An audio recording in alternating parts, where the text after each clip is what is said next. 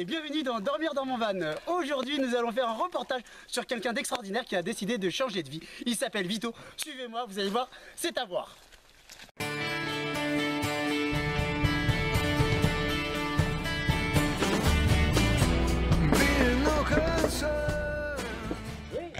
Et voilà, nous avons bonjour Vito. Hey. Voilà, Vito qui a décidé de changer de vie et il va nous expliquer sa nouvelle vie dans son camping-car.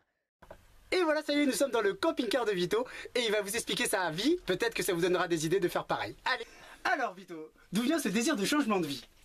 Eh ben, j'ai mis mon appartement en location parce que je voulais justement donc changer de vie.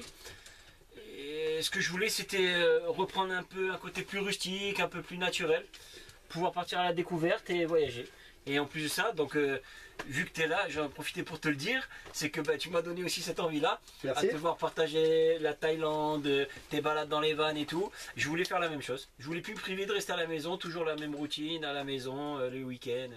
Vie d'aventurier, quoi. Alors Alors Vito, voilà. Où dors-tu et comment tu fais pour vivre en autonomie avec l'électricité et l'eau? Alors, dormir où? Pour pas déranger les autres, donc justement, je me mets 3 jours par là, 3 jours par là, 3 jours par là. Dès que ça commence à être un peu trop remarqué, je pars. Et puis le week-end arrive, je pars et puis là je vais à l'aventure. Là je suis venu à Gourdon pendant 3 jours, voir boire le café avec des gens et tout ça, découvrir un peu.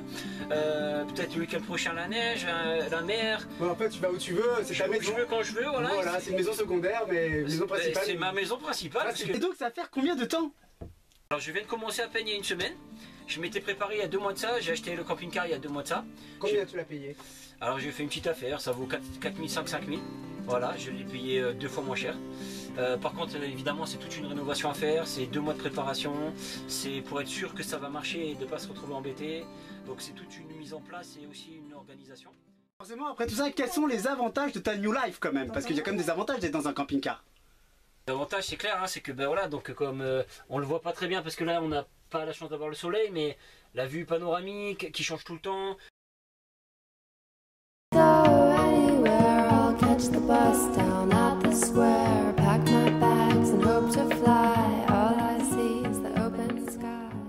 Les avantages, c'est une économie. Je tourne avec 4 batteries qui m'alimentent toute la cellule.